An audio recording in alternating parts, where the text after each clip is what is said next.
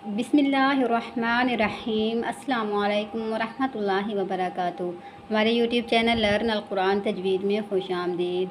आज का लेसन है लेसन नंबर 1.61, जिसमें लेंगे तिलावत में रुकना और रुक कर शुरू करना। यानी बाज़ औक़ात जब हम तिलावत कर रहे होते हैं तो आयत के दरमियान में हम रुकते हैं या हमारा सांस टूट जाता है, तो हमने जब उस आयत को दोबारा से शुरू करना है पढ़ने के लिए, तो हम बिल्कुल पीछे से शुरू नहीं करेंगे। क्या करेंगे कि जिस जगह पर रुके, सांस टूटा, उस लफ्ज़ से या उससे एक लफ्ज़ पीछे मिलाकर पढ़ेंगे। लेकिन उसको किस तरह से पढ़ना है, यहाँ पर हमज़ा पर ज़बर लगाकर शुरू किया जा सकता है। किस तरह से? बिस्मिल्लाहिर्रहमानी, यहाँ पर सांस टूट गया या हम रुक गए, तो अब क्या होगा कि हम इसी लफ्ज़ को शुरू करेंगे यहाँ से, ना कि पूरी आयत को लेंगे। तो हम किस तरह से पढ़ेंगे? अलिफ़ के ऊपर ज़बर लगा देंगे और पढ़ेंगे दोबारा से शुरू करने के लिए अर्रहमानिर्रहीम, अर्रहमानिर्रहीम। इसी तरह से लेंगे दूसरी आयत। यहाँ पर वक़ुलिल हम्दुलिल्लाहि, यहाँ पर सांस टूट गया या हम रुक गए, तो अब क्या करेंगे? यहाँ से शुरू करेंगे अलिफ़ के ऊपर ज़बर लगाकर, मुकम्मल आयत को पीछे से शुरू नहीं करेंगे। पढ़ेंगे अल्हम्दुलिल्लाहि सयुरीकुम आयातिही। क्या करेंगे? अलिफ़ के ऊपर ज़बर लगाया और आयत को दोबारा से शुरू किया। अल्हम्दुलिल्लाहि सयुरीकुम आयातिही। इसी तरह से आगे तशदीद के अल्फाज पर रुकना। अगर हम शद वाले अल्फाज पर रुक जाते हैं तो उसको किस तरह से पढ़ेंगे? उसको भी वैसे ही पढ़ेंगे कि अलिफ़ के ऊपर ज़बर लगाएंगे और फिर शुरू कर देंगे, ना कि पूरी आयत को पीछे से शुरू करना पड़े। तो किस तरह से पढ़ेंगे? मसलुहुम कमसलिल्लज़ी इस्तौक़द। अगर यहाँ पर सांस टूट गई तो अब क्या करेंगे?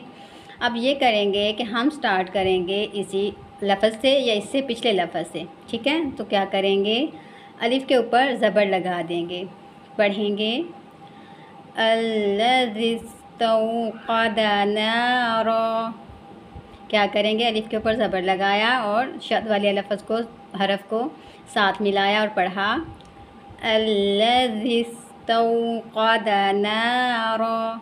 आगे चलती हैं। यहाँ पर इन तीन अल्फाज के आने की सूरत में जब हमने रुकना है तो रुक कर दोबारा कैसे शुरू किया जाएगा।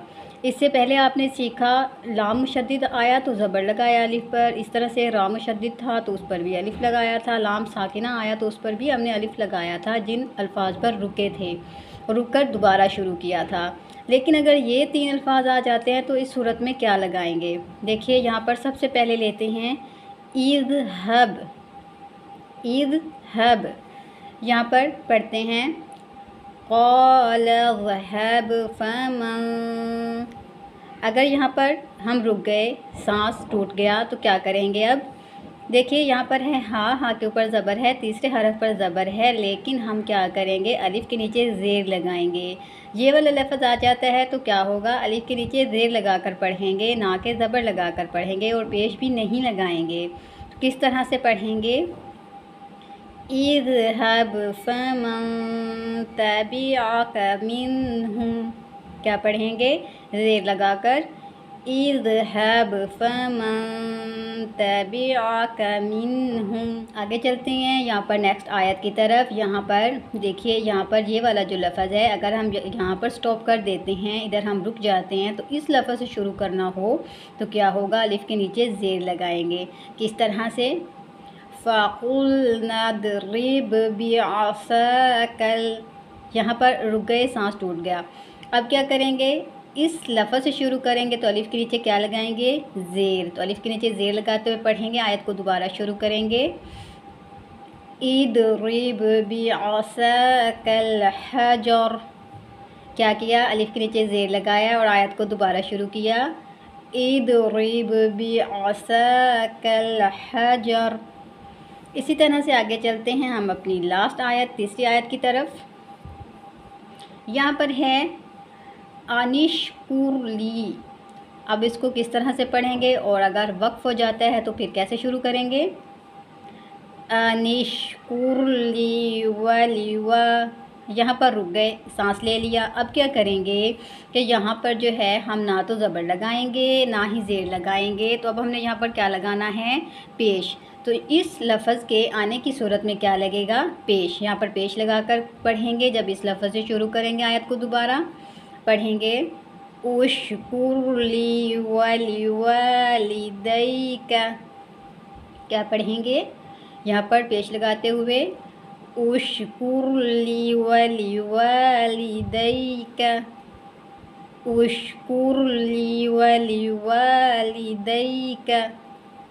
आज के लिए बस इतना ही। हमें अपनी दुआओं में याद रखिए। जज़ाकल्लाहु खैरा। अल्लाह हाफिज़।